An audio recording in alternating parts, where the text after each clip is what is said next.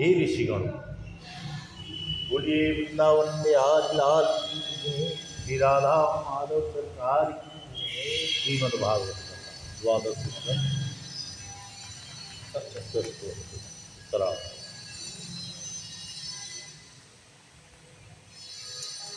सूत जी कहते हैं, हे शौनकादि ऋषियों,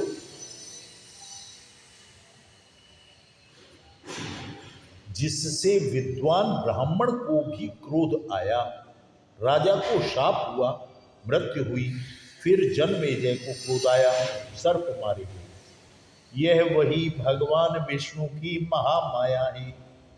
यह अनर्वचनीय है।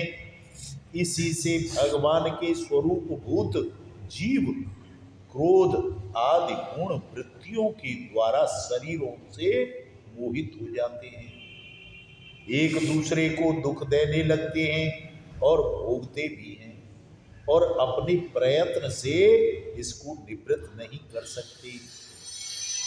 विष्णु भगवान के स्वरूप का निश्चय करके उनका भजन करने से ही माया से निवृत्ति होती है। इसलिए उनके स्वरूप का निरूपण सुनो।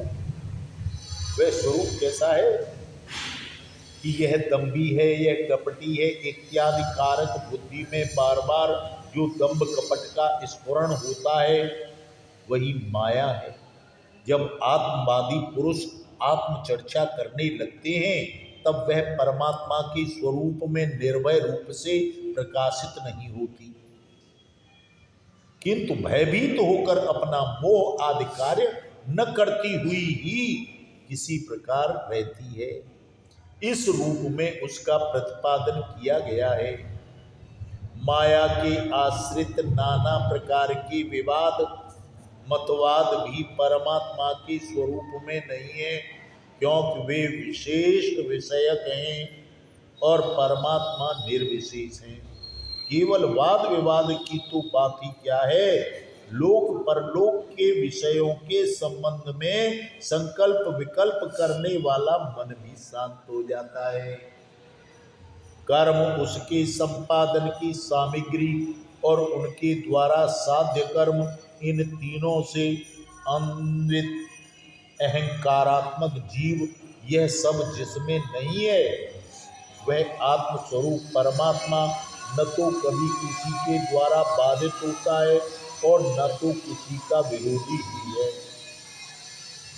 जो पुरुष उस परम पद के स्वरूप का विचार करता है, वह मन की मायामयी लहरों अहंकार आदि का बाध करके स्वयं अपने आत्म स्वरूप में विहार करने लगता है।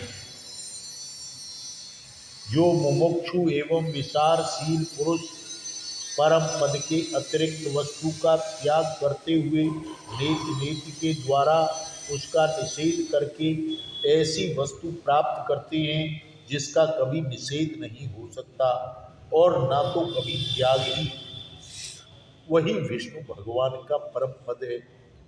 यह बात सभी महात्मा और श्रुतियां एक मत से स्वीकार करती हैं। अपने चित्त को एकाग्र करने वाले पुरुष अंतःकरण की अशुद्धियों को, अनात्म भावनाओं को सदा सर्वदा के लिए मिटाकर अनन्य प्रेम भाव से परिपूर्ण हृदय के द्वारा उसी परम पद का आलिंगन करते हैं और उसी में समा जाते हैं। विष्णु भगवान का यही वास्तविक स्वरूप है, यही उनका परम पद है। इसकी प्राप्ति उन्हीं लोगों को होती है जिनके अंतःकरण में शरीर के प्रति अहम भाव नहीं है और ना तो इसके संबंधी ग्रह आदि पदार्थों में ममता ही है। सचमुच जगत की वस्तुओं में मैंपना और मैंपन का आरोप बहुत बड़ी दुर्जनता है। हे शौनक जी, जिसे इस परम पद की प्राप्ति अभीष्ट है, उसे चाहिए कि वह दूसरों की कटुवाणी को सहन करने और बदले में अपमान न करे।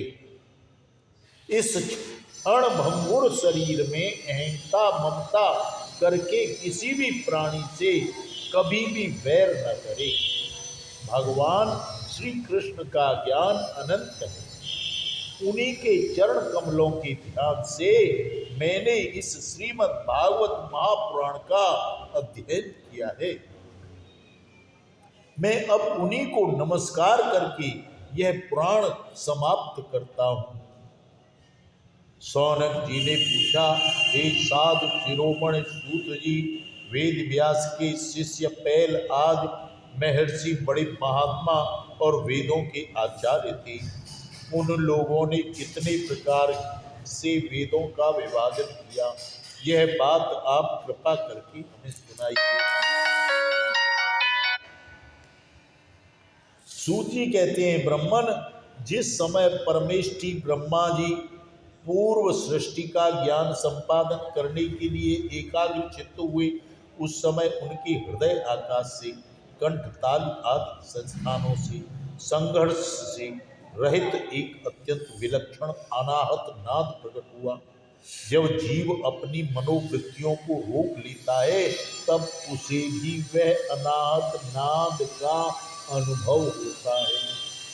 सौनक जी, बड़े बड़े योगी उसी अनाहत नाद की उपासना किया करते हैं और उसके प्रभाव से अंतःकरण की द्रव्य क्रिया और कारक रूप मल को नष्ट करके वह परम पद रूप मोक्ष प्राप्त करते हैं, जिसमें जन्म मृत्यु रूप संसार चक्र नहीं है।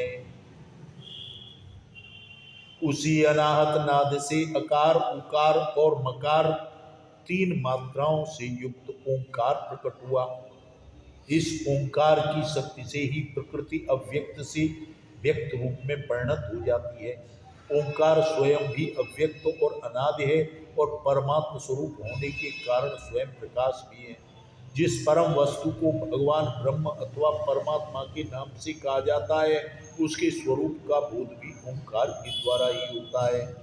जब श्रवणेन्द्रिय की शक्ति लुप्त तो हो जाती है, तब भी इस ओंकार को समस्त अर्थों को प्रकाशित करने वाले स्फोट तत्व को जो सुनता है और जो सुषुप्ति और समाधि अवस्थाओं में सबके अभाव को भी जानता है, वही परमात्मा का विशुद्ध स्वरूप है।